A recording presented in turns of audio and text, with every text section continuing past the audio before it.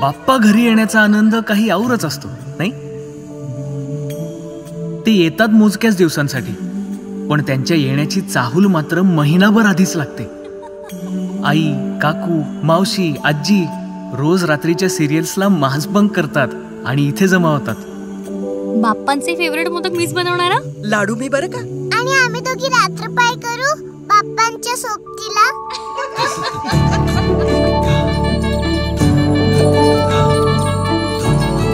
अरे वा, छान दिसतंय सगळे. बरं, पूजेचं सामान सदा लवकर ना. घेतलंय ना सगळं? झाली सगळी तयारी?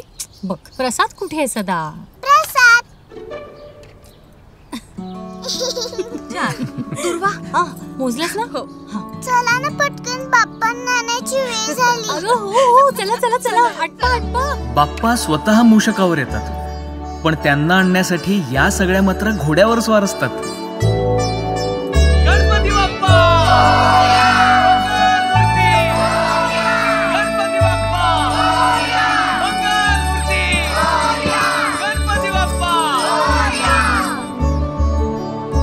बाप्पांना घरी कोण घेऊन जाणार आहे? आपण घेऊन जाऊयात की. वेडी कुठली. अगं हे काम मुलं करतात. ईशान दादा कुठे? ईशान दादा, या पुढे या पुढे. ईशान जरा जपून. हा काकू, तुम्ही का नाही घेऊन जाऊ शकत बाप्पाला? अरे बाळा, तशी प्रथा आहे. बाप्पांना पुरुष मंडळीच घरी घेऊन जातात. दादा मला एक सांगा, बाप्पांना पुन्हा त्यांच्या घरी घेऊन जाण्यासाठी कोण येतं बरं? त्यांची आई येते की, गौरी. अहो मग या सगळ्या सुद्धा आईच आहेत की, त्यांची घरी येण्याची आतुरतेनं वाट बघणाऱ्या. कोणी मोदक बनवले, कोणी दुर्वा तोडल्या, कोणी पितांबर घेऊन आलं, तर कोणी भक्तिभावाने पई पई जोडली. त्यामुळे यावर्षी बाप्पा येतीलही आईसोबत आणि जातीलही आईसोबत.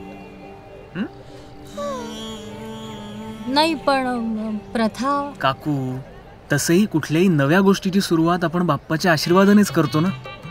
मग या वर्षी या नव्या प्रथेची सुरुवातही बाप्पाच्या आशीर्वादानेच होऊ दे की. मनामध्ये बाप्पालाही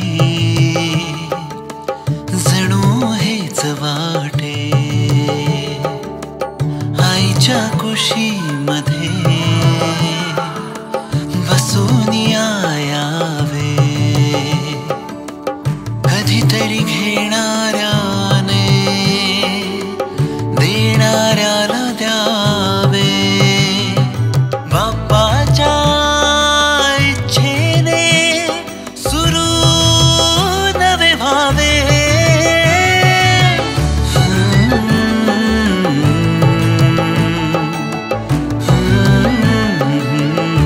जिनियस तेच ज्यांना दुसऱ्यांच्या आनंदात मिळे स्वतःचा आनंद.